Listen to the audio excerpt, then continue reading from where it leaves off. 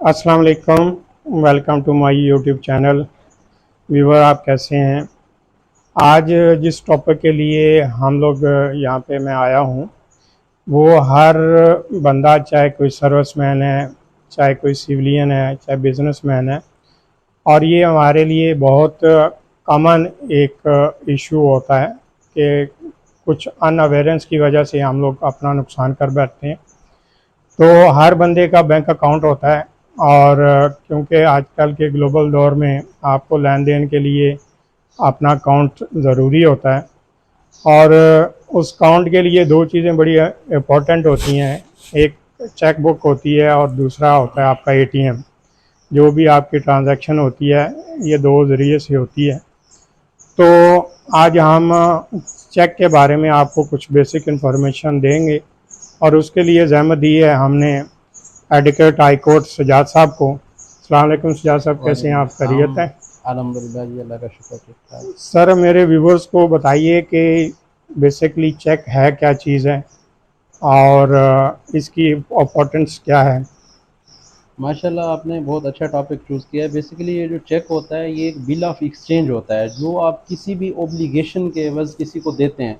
मतलब आप उससे कुछ सर्विसेज दे रहे हैं, ले रहे हैं, या कोई भी ऐसा एग्रीमेंट कर रहे हैं, मतलब कोई भी ऑब्लिगेशन होनी जी चाहिए, जी। जो उसके एवज़ आप किसी को देते हैं, वो चेक होता है। दूसरा, मेरे व्यूवर्स को बताइए कि एक बिल्कुल सादा ज़बान में कि चेक देते हुए, लेते हुए क्या कुछ एहतियात करनी चाहिए, किन चीज़ों का ख्याल करना चाहिए? जी। असल में जब चेक देते हैं या लेते हैं, जो देने वाला होता है उसको ये चाहिए कि सबसे पहले तो चेक जिसको दे रहा है उसका नाम लिखे, या कैश लाजमी लिखे, उसको जी खाली ना छोड़े।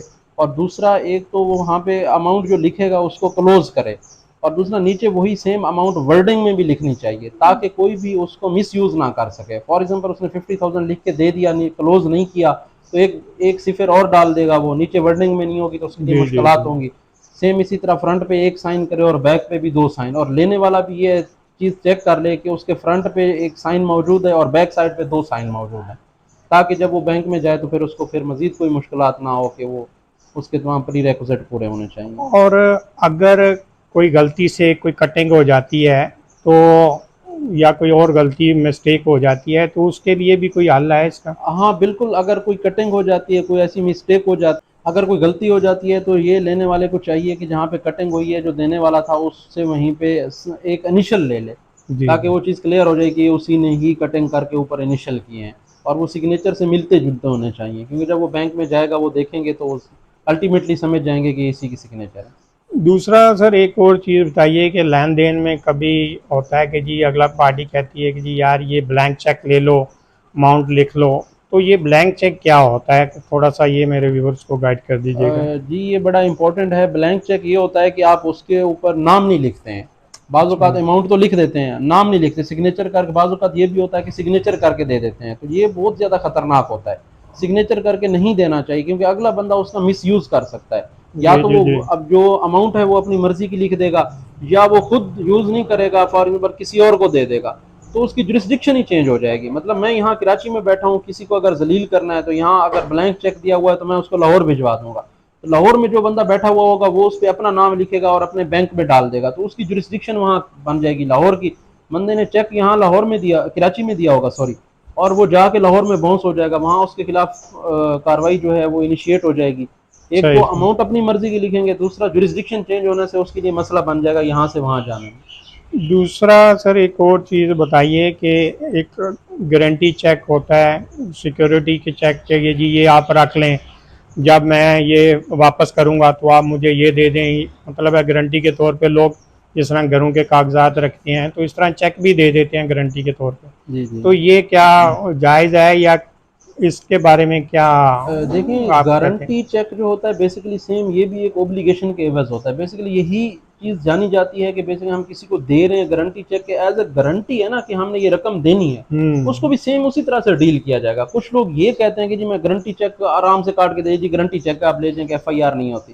तो ये उनकी ज़रा उनको क्लियर होना चाहिए कि गारंटी चेक है या कोई भी है, क्योंकि आप उसको कंसिडरेशन के एवज दे रहे हैं, हम्म। FIR उस पर लाजमी होगी। ये पेशावर हाई कोर्ट की और सुप्रीम कोर्ट की लेटेस्ट जजमेंट्स हैं, जिसमें आपको बेल स्टेज पे तो आपको थोड़ा रिलैक्सेशन मिल जाएगी, बेल तो हो जाएगी, लेकिन एफआईआर हो जाएगी आप पे उसके ऊपर गारंटी चेक पे, क्योंकि आपने खुद गारंटी दी है। जी जी जी। और सर एक और चीज़ बताइए कि एक और चीज़ बड़ी यूज़ होती है कि जी कंडीशन चेक जो है, जी जी कि जी कोई कहता है कि जी ये चीज़ है, आप एग्रीमेंट के साथ अपना कंडीशनल चेक लेके आएंगे तो हम एग्रीमेंट करेंगे। तो ये कंडीशनल चेक की क्या अहमियत है? ये बेसिकली जो कंडीशनल चेक होता है, बाज़ औक़ात ऐसा होता है कि चेक के बैक साइड पे कंडीशन लिख दी जाती हैं। कुछ ऐसे ऑब्लिगेशन एग्रीमेंट्स होते हैं जो प्रोसेस में होते हैं। फॉर एग्जांपल, आपने मकान की रजिस्ट्री करानी है, आपने कंडीशनल चेक दे दिया, उसमें कंडीशन ये लिख दी कि जब तक अनटिल अनलेस आप मकान जो है आपके नाम पे ट्रांसफ़र नहीं होगा, या आपने किसी को दिया, आपने ये कंडीशन लिख दी कि ये जो प्लॉट है ट्रांसफ़र नहीं होगा, या मकान है फलां स्टेज तक नहीं बनेगा, तो ये चेक कैश नहीं होना चाहिए। वो आपके लिए फ़ायदेमंद होगा। कंडीशनल चेक किसको कहते हैं? क्योंकि अगर आप किसी को जाके देंगे, बैंक वेरीफाई करेगा आपने कंडीशनल चेक इशू किया था, क्या आपकी ये कंडीशन पूरी हो गई है। अगर बिलफर्ज आप पे एफआईआर भी हो जाती है, तो वो आगे जाके ख़त्म हो जाएगी, एफआईआर बिल्कुल नल एंड वाइड हो जाएगी, क्योंकि आप जाके प्ली ले सकते हैं कि मैंने जी जी कंडीशन जी। लिखी थी, वो पूरी नहीं हुई। तो हमेशा कंडीशनल चीज़ों में, जैसे काफ़ी सारी चीज़, तो कंडीशनल चेक ही देने चाहिए। और एक और चीज़ है कि जो अगर कोई चेक मिसप्लेस हो जाए तो इसकी कोई एफआईआर होती है, इसका बैंक को इन्फॉर्म करना होता है, तो इसके जी बारे में थोड़ा सा गाइड कर दें। जी, अगर चेक आपसे कोई गुम हो जाता है, बेसिकली अमूमन लोगों ने प्रैक्टिस बनाई हुई है, किसी को खुद चेक दे के चले जाते हैं, मिसयूज़ भी करते हैं। लेकिन अगर किसी का एक्चुअली में चेक गुम भी हो जाता है, तो सबसे पहले उसको चाहिए कि स्टॉप पेमेंट करवाए, बैंक में कॉल करे या हेल्पलाइन पे कॉल करे, उनको बताया कि जी मेरा, या ब्रांच में कॉल कर दे, किसी को भी चेक स्टॉप करा दे, ताकि वो फर्दर जो है ना, जैसे भी कोई उस वहाँ जाता है, अगर कैश पड़ा हुआ है तो वो कैश निकले नहीं उसका। और दूसरा जो है ना, सबसे पहले जाके एक एनसी होती है, जो पुलिस स्टेशन आप जाएंगे, आप उनको बताएंगे, गुमशुदगी जिसको कहते हैं, वो दर्ज करवाएंगे कि जी मेरा फलां नंबर चेक था, फलां जगह पे मेंशन करेंगे, इस तरह से मुझसे मिसप्लेस हो गया है। तो वो फिर अगर खुदा ना खास्ता बाद में कुछ इस तरह की मुश्किलात आती हैं, तो आपके लिए वो आसानी होगी। एक तो वो चेक कैश नहीं होगा, और दूसरा कानूनी लिहाज से भी आपके लिए फिर वो रिस्ट्रिक्शंस बन जाएंगे। Thank you very much sir, बहुत बहुत शुक्रिया। Thank you. व्यूवर्स, जितनी भी आज हमने चेक के बारे में आपको कुछ बेसिक इन्फॉर्मेशन दी है, अगर आपको कोई भी लीगल इन्फॉर्मेशन चाहिए किसी भी मैटर पे, किसी भी केस पे, तो आप कमेंट्स में बताइए। इंशाल्लाह हम बैरिस्टर साहब को दोबारा जो है ज़हमत देंगे और कोशिश करेंगे कि आपके जो भी लीगल मैटर्स हैं उनके क्वेश्चन आंसर हैं वो आपको उस नेक्स्ट वीडियो में आपको शेयर किए जाएं आपके साथ। और अगर आपको ये वीडियो पसंद आई है तो प्लीज़ लाइक कीजिएगा, शेयर कीजिएगा, सब्सक्राइब कीजिएगा, और जितना हो सकता है इस इन्फॉर्मेशन को अपने दोस्तों में शेयर करें ताकि कोई किसी का कोई नुकसान ना हो। बहुत शुक्रिया, दुआओं में याद रखिएगा। अल्लाह हाफिज़।